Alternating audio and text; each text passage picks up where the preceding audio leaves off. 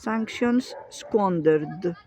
The Biden administration has weakened America's best financial deterrent against Iran. For America, the question is how to encourage restraint from Israel, limit escalation, curb Iran's baleful influence, and deter it from choosing to build a nuclear weapon.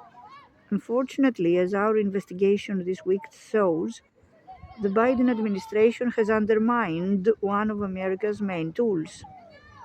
In 2018, under Donald Trump, America unwisely withdrew from an agreement to stall Iran's nuclear program and then imposed its harshest sanctions ever in an attempt to punish the regime and stop it funding proxies and terrorists abroad. America banned its citizens from trading with Iran or handling Iranian money. It also reinstated secondary sanctions, which punish entities from third countries that deal with Iran, for instance by cutting them off from the dollar banking system. President Joe Biden has often waived the enforcement of these sanctions. He was keen to bring Iran back to the negotiating table and worried that a crackdown on Iran's oil trade might fire up oil prices just when energy markets were alarmed by Russia's invasion of Ukraine. His administration issued sanctions waivers to foreign entities, considered giving Iran access to frozen money, and often turned a blind eye to Iranian oil smuggling. The efficacy of sanctions was always going to erode.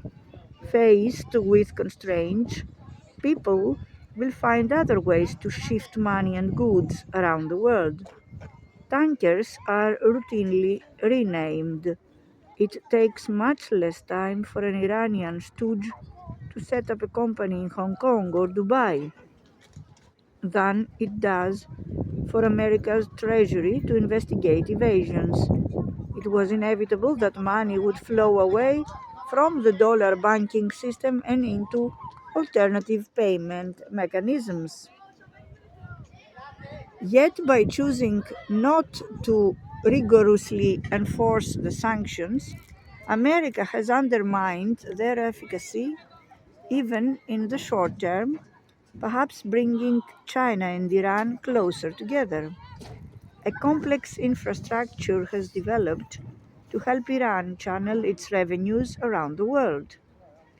Last month, it sold 1.8 million barrels per day of crude oil, mostly to China,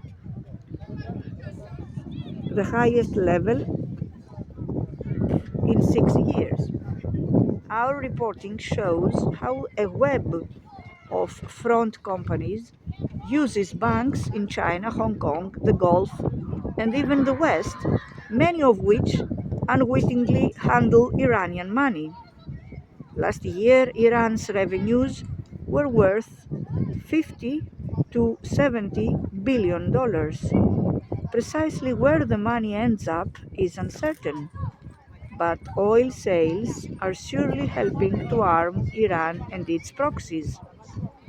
Now that this infrastructure exists, the financial deterrence that America has lost is not easily regained.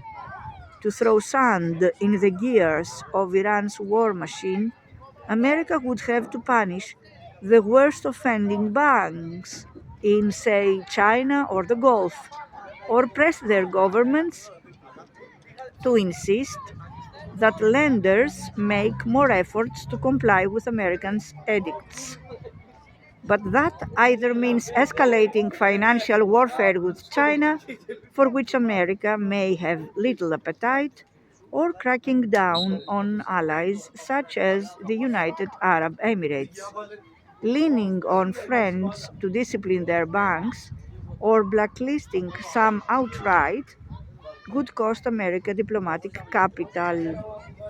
The unfortunate consequence is that the difficult task of influencing Iran's behavior has become even harder.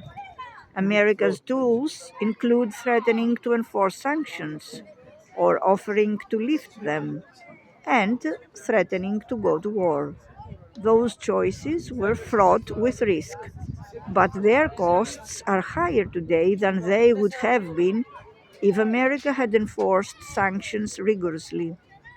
This also means that America has less to offer Israel as it tries to persuade it to moderate its retaliation for Iran's missile strike. As an Israeli-Iranian war beckons, the last thing that the Middle East needs is a lack of good options.